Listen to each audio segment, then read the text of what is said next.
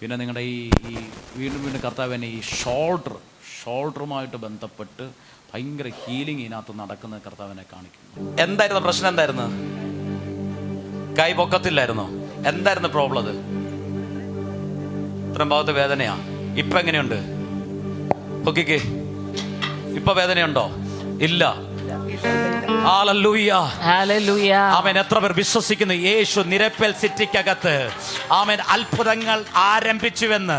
നല്ല അനുഗ്രഹമായിരുന്നു. ഞാൻ കൈക്ക് വേദനയൊക്കെ ആയിട്ട് വന്നതാണ്. ഒരാഴ്ചയോളം ആയായിരുന്നു ഈ ഷോൾഡറിന് വേദനയായിട്ട്.